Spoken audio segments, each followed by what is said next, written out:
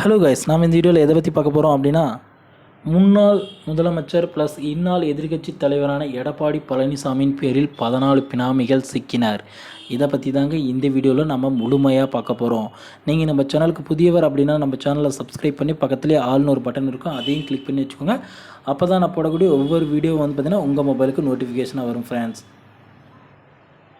வாங்க வீடியோக்குள்ளே போகலாம்.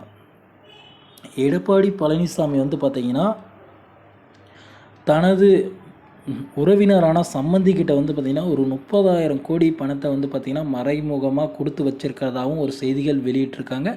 அது எதிர்க்கட்சி ஆளுங்கட்சி வந்து பார்த்திங்கன்னா இந்த மாதிரி ஒரு செய்தியை வெளியிட்டிருக்காங்க. அது மட்டும் இல்லாமல் வந்து பார்த்திங்கன்னா தங்கமணி, வேலுமணி மற்றும் இன்னும் சில அமைச்சர்கள்கிட்ட வந்து பார்த்திங்கன்னா தனது பினாமிகளாக வச்சு செயல்பட்டு வருவதாக வந்து பார்த்திங்கன்னா எடப்பாடி பழனிசாமி மேலே ஒரு குற்றத்தை சொல்லியிருக்காங்க. இதனால் வந்து பார்த்திங்கன்னா எடப்பாடி பழனிசாமியே வந்து பார்த்திங்கன்னா ரெய்டெல்லாம் கூட பண்ணணும் அப்படின்னு ஆலோசனை பண்ணியிருந்தாங்க. ஆனால் ஓமலூரில் நடந்த ஒரு மீட்டிங்கில் வந்து பார்த்திங்கன்னா எடப்பாடி பழனிசாமி என்ன சொல்லியிருந்தாங்கன்னா, நான் ஒரு விவசாயி, என்னிடம் இருப்பதோ மாடு ஆடு மட்டும்தான், நான் எதற்கும் பயப்பட மாட்டேன் அப்படின்ட்டு வந்து துணிச்சலாக ஒரு பேட்டியை கொடுத்துருக்காங்க. இருந்தாலும் வந்து பார்த்திங்கன்னா ஆளுங்கட்சி வந்து பார்த்திங்கன்னா நிறைய ப்ரெஷரை வந்து பார்த்திங்கன்னா எடப்பாடி பழனிசாமி மேலே திணிச்சிட்டு தான் வராங்க. என்ன செய்ய போகிறார் நம்ம எடப்பாடி பழனிசாமி அப்படின்னு பொறுத்து இருந்து தான் பார்க்கணும். உண்மையாகவே பினாமிகள் 14 பேர் இருக்காங்களா, இல்லை ஆளுங்கட்சி அவரை வஞ்சிக்குதா அப்படின்ட்டு வந்து பொறுத்திருந்து தாங்க பார்க்கணும். எடப்பாடி பழனிசாமி அந்த மாதிரியான ஊழலில் சிக்கனா கண்டிப்பாக அதிமுக அழியும் நிலையை கொண்டு வருங்க. அதுக்கப்புறம் வந்து பார்த்திங்கன்னா முக்கிய தொண்டர்கள் வந்து பார்த்திங்கன்னா வேறு கட்சியில் சேரதாங்க பார்ப்பாங்க.